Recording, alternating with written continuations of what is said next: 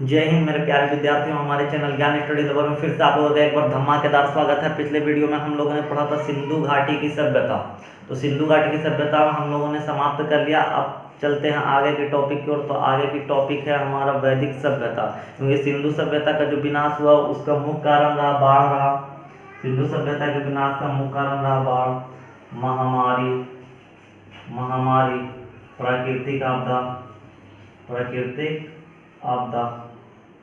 तो ऐसे सिंधु सभ्यता का जो मुख्य रीजन माना जाता है पतन का, वो होता है बाढ़ को ही सिंधु सभ्यता का पतन का मुख्य कारण माना गया, क्योंकि सिंधु नदी का बांध टूटने के कारण इसे यहाँ पे बाढ़ आया। उसके बाद सिंधु सभ्यता के क्षेत्रों में अकाल आया, महामारी आई। इसके कारण सिंधु सभ्यता का धीरे धीरे विनाश होता चला गया और सिंधु सभ्यता पूर्ण रूप से विनाश हो गई, जिसके बाद भारत में वैदिक सभ्यता का विकास हुआ।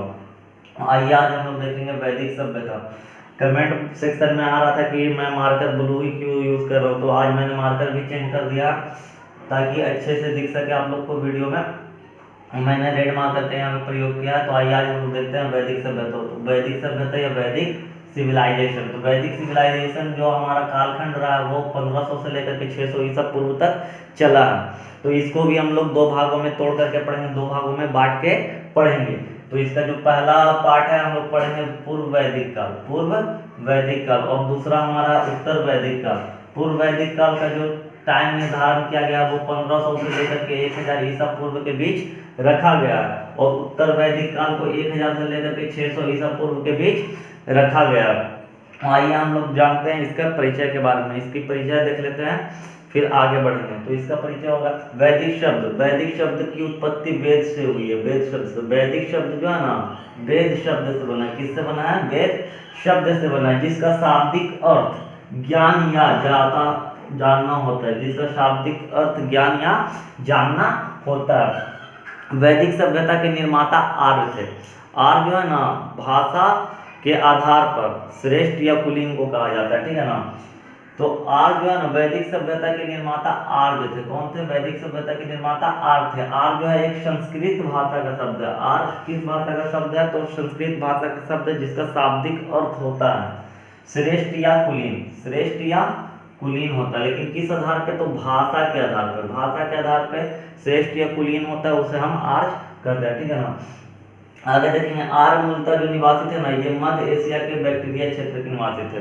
मध्य एशिया बोले तो ईरान के क्षेत्र में, ठीक है ना। तो मध्य एशिया के निवासी थे आर्य कहाँ के निवासी थे? मध्य एशिया के बैक्टीरिया क्षेत्र में। अधिकतर इतिहासकारों ने यही मत दिया कि आर्य जो रहने वाले थे मध्य एशिया के बैक्टीरिया क्षेत्र के रहने वाले थे। बाकी और भी इतिहासकार हैं, उन्होंने अपना अलग अलग मत दिया है, तो हम सबको देख लेंगे आगे। मध्य एशिया के निवासी थे। मध्य एशिया से आकर ये कहाँ बसे थे? तो ये सप्त सैंधव प्रदेश, जहाँ पे सिंधु सभ्यता का जो क्षेत्र था ना, वहीं पे आकर के बसे थे आर्य लोग। तो सप्त सैंधव प्रदेश में आकर के आर्य बसे। कहाँ से? मध्य एशिया से आके सप्त सैंधव प्रदेश में बसे। सर्वप्रथम भारत के पंजाब और अफगानिस्तान क्षेत्र में, क्योंकि सिंधु सभ्यता का भी क्षेत्र में पंजाब का नाम आ रहा था, रोपड़ वगैरह जो था वहीं था। फिर अफगानिस्तान में आपके मुंडीगार की सूरत कोई जो 2 स्थल थे, तो यही सब क्षेत्र में आर्य जाकर के बसे थे। वैदिक सभ्यता की जानकारी पुरातात्विक एवं साहित्यिक दोनों है। मतलब इसकी जो जानकारी हमें खुदाई के दौरान जो निकले गए सामग्री से भी पता चलता है, उसके बाद फिर साहित्यिक स्रोत जो वेद जो लिखा गया उससे भी हमें इसकी जानकारी मिलती है। मध्य एशिया बोले तो ईरान से आर्यों को भारत आने का प्रमाण किस अभिलेख में मिलता है? ये VVI क्वेश्चन है आपका। बोगा-जोकोई अभिलेख से ही पता चलता है कि वहाँ के जो निवासी थे, ईरान के निवासी, वो लोग भारत आए और यही भारत में आके आर्य कहलाए, ठीक है ना। विद्वान के अनुसार बहुत सारे विद्वान ने अलग अलग मत दिया। तो विद्वानों के अनुसार आर्यों का मूल निवास स्थान, तो सभी विद्वान कौन से विद्वान ने कौन सा मत दिया, आइए इसको हम लोग देखते हैं। तो फर्स्ट ऑफ ऑल किसका नाम आएगा? Max Muller. सबसे अधिक मान जो है ना इसी का माना जाता है। तो मैक्स मूलर जो है ना आर्यों का जो निवास स्थान है ना मध्य एशिया बताया था। कहाँ बताया था? मध्य एशिया के बैक्टीरिया क्षेत्र में। किसने बताया था? तो मैक्स मूलर ने ही बताया था। आर्य लोग कहाँ के निवासी थे? तो मध्य एशिया के बैक्टीरिया क्षेत्र के निवासी थे, और ये भारत में आके सप्त सैंधव प्रदेश में बसे थे। उसके बाद बात करते हैं बाल गंगाधर तिलक। तो बाल गंगाधर तिलक ने आर्यों के बारे में बोला था कि आर्य जो लोग रहने वाले थे वो उत्तरी ध्रुव वृत्त के रहने वाले थे। कहाँ के रहने वाले थे? उत्तरी ध्रुव वृत्त। जिस तरह से हमारा पृथ्वी है ना, पृथ्वी, तो ये पृथ्वी का जो उत्तरी ध्रुव है, उत्तरी ध्रुव, तो यहीं के ये निवासी थे, जिसको आर्कटिक सर्कल भी बोल सकते हैं। आर्कटिक सर्कल, आर्कटिक सर्कल के निवासी थे। इनका कहना था कि आर्य लोग जो थे आर्कटिक सर्कल के निवासी थे। इन्होंने आर्यों के ऊपर एक पुस्तक भी लिखा था, द आर्कटिक ऑफ वेदास।